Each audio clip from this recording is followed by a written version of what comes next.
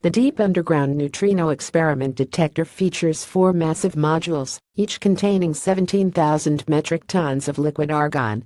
By Adrian Josep.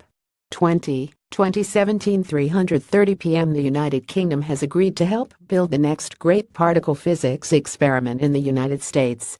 In a signing ceremony today at the U.S. Department of State in Washington, D.C., UK officials pledged to spend $65 million, roughly $88 million, on key components for the proposed Deep Underground Neutrino Experiment DUNE, a particle detector located in a defunct gold mine in Lead, South Dakota. Last month, researchers began digging the 4 massive caverns that will house the gargantuan modular detector. The agreement involves us in one of the most exciting new physics experiments in the world, Joe Johnson, UK Minister for Universities, Science, Research and Innovation, told Science Insider. We're delighted to be a part of it.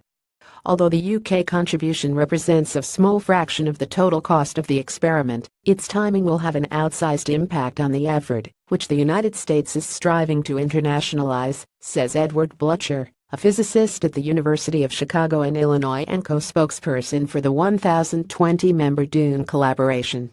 It's like any other investment, he says. The early investors give others confidence that the project will go forward.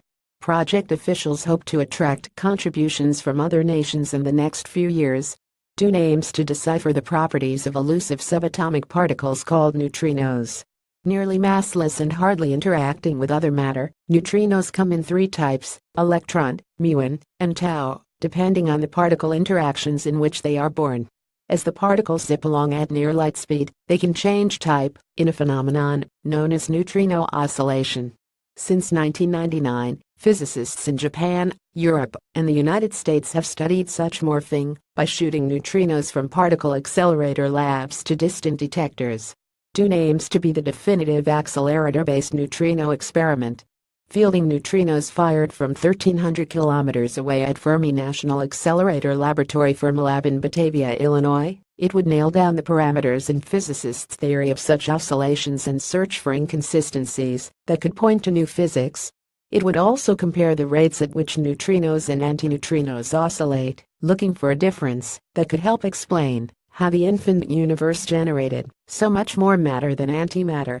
Researchers hope to begin building the DUNE detector in 2019 and complete it in 2024.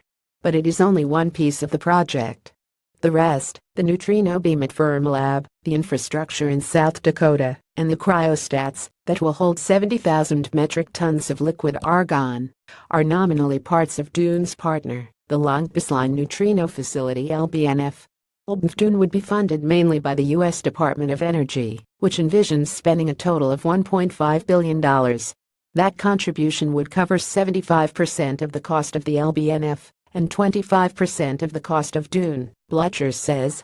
DUNE itself will cost roughly $480 million, he says. Nailing down the amount is difficult because the United States and other countries do their accounting differently.